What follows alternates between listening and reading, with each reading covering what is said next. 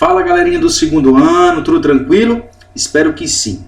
Na aula de hoje nós vamos dar continuidade aos nossos estudos acerca da ética, da modernidade à atualidade, que faz parte do nosso volume 6 da nossa apostila de filosofia.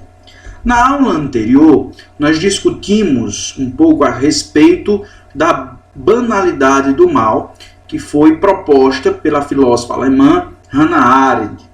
E aí nós vimos que, na perspectiva de Arendt, quando nós seres humanos não temos o conhecimento, somos ausentes na perspectiva das discussões que estão relacionadas à vida e aos impactos que as ações dos sujeitos causam na vida dos outros seres humanos, o mal ele é banalizado. Na aula de hoje nós vamos estudar um pouco a respeito da ética discursiva, que está na página 21. Bom, a ética discursiva, ela nasce com a perspectiva de um filósofo mais conhecido como Habermas. O filósofo alemão Habermas era de origem judaica e foi viver nos Estados Unidos em virtude da perseguição nazista. Ele participou da chamada Escola de Frankfurt, responsável por estudos sobre diferentes aspectos da vida social, num período em que acontecimentos como o genocídio promovido na Segunda Guerra Mundial e a radicalização do capitalismo, entre outros, serviram para ampliar a crítica ao ideal iluminista de razão, crítica presente no pensamento de Nietzsche. Nesse contexto, a ética de Habermas apresenta uma nova visão de racionalidade, considerando-a capaz de contribuir para a solução de problemas contemporâneos por meio da comunicação. Então, é importante que a gente compreenda que a ética discursiva ela tem a ver com a consideração da contribuição da razão na solução de problemáticas surgidas na contemporaneidade através da comunicação.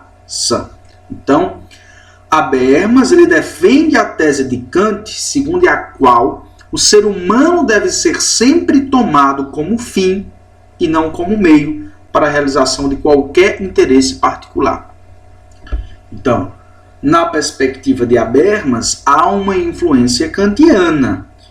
É importante a gente lembrar que os pensamentos filosóficos que vão surgindo ao longo do tempo, eles recebem influências de filósofos anteriores. Então, isso aconteceu com a Idade Média, aconteceu com a modernidade e acontece agora na contemporaneidade. Os filósofos da contemporaneidade, da atualidade, eles precisam basear suas teorias, seus pensamentos, numa ressignificação, numa atualização dos pensamentos de filósofos que já passaram. Então, além dessa afirmação, a reflexão de Habermas está relacionada na perspectiva de que a ética deve se centrar na ação coletiva, a qual, por sua vez, depende da interação e do entendimento entre os indivíduos por meio do diálogo argumentativo. Então, na perspectiva de Habermas, o diálogo, a comunicação, a interação racional entre os sujeitos são extremamente importantes para que os sujeitos cheguem a consensos que tenham aplicabilidades coletivas. Então, ele afirma ainda que os princípios morais não têm legitimidade se forem impostos ou usados para manipular ou dominar pessoas. Professor, o que são os princípios morais? Vejam bem, é importante nós lembrarmos que nas nossas aulas sobre a ética e a moral, nós vimos que a moral é um conjunto de regras, que são construídas historicamente pelas sociedades e que orientam, de certa forma, essas sociedades como se comportarem, como lidarem com determinadas situações do cotidiano daquela sociedade. E isso recebe influências da cultura, recebe influências da religião. Então, se você parar para pensar, você já deve ter percebido que grande parte dos seus comportamentos recebem influências das perspectivas morais da nossa sociedade. Então, nós temos algo que é construído historicamente, que nós chamamos de moralidade. Então, na perspectiva de Habermas, se esses princípios morais forem para serem impostos e usados para manipular e dominar as pessoas, eles não são legítimos, eles precisam ser rompidos, na perspectiva de Habermas. E aí, segundo ele, as ações e as normas humanas, elas somente podem ser avaliadas, problematizadas ou legitimadas do ponto de vista ético por meio da ação discursiva entre indivíduos ou grupos em busca de consensos. Então, na perspectiva de Habermas, para que a ética possa atingir o maior número de pessoas, né, e para o bem da coletividade, os grupos e as pessoas precisam discutir entre eles para chegarem a consensos a respeito daquela problemática ética que é discutida. Por isso, o filósofo propõe uma ética discursiva, fundamentada no conceito de razão comunicativa ou ação comunicativa.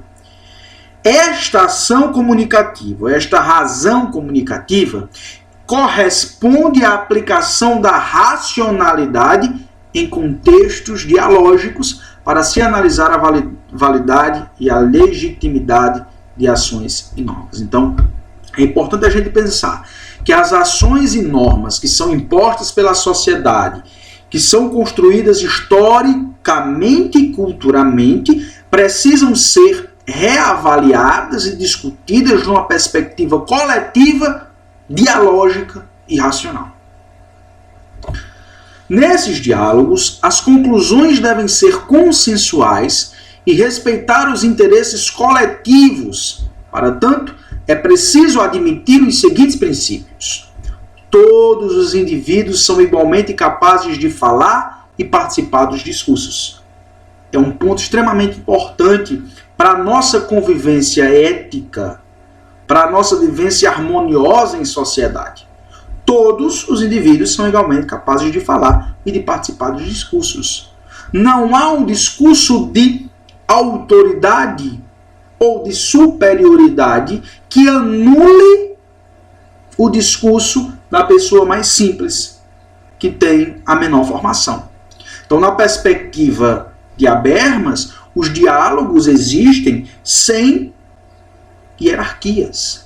Existem na perspectiva da construção de um bem coletivo, de um consenso que vai beneficiar a coletividade. Todos os indivíduos podem expressar livremente suas convicções e problematizar as convicções expressas pelos seus pares. Então, na perspectiva de Habermas também, nós devemos viver numa perspectiva que permite a fala do sujeito, permite que eu me expresse, mas permite também que a minha fala e a minha expressão ela seja problematizada por mim e pelos outros, por mim e por quem me escuta. É importante que os indivíduos não sofram pressão do sistema político ou econômico ou qualquer outra forma de coação, de obrigação, de condução. Os indivíduos precisam ter uma liberdade para que o sistema político ou econômico não influencie na sua liberdade de pensamento, na sua liberdade de expressão e na sua liberdade enquanto ser humano. Então, essas perspectivas, essas três perspectivas de igualdade entre os sujeitos de fala e de escuta, de todos os indivíduos expressarem livremente o que pensam, e a importância de não serem coagidos pelos poderes políticos e econômicos, fazem com que construamos um processo dialógico entre a sociedade que faz com que cheguemos a consensos que visam o bem da coletividade. Para que você possa exercitar esse conteúdo de hoje, sugiro que você resolva as atividades para ler e refletir da página 21, a reflexão em ação da página 22 e a hora do estudo, questão 4, página 28. Então, pessoal, essa foi a nossa aula de hoje. Espero que vocês tenham aproveitado, tenham compreendido o conteúdo, resolvam as atividades, certo? Fiquem em casa, se cuidem, que daqui a pouco nós vamos estar juntos comemorando vários resultados positivos. Tchau, tchau, até logo.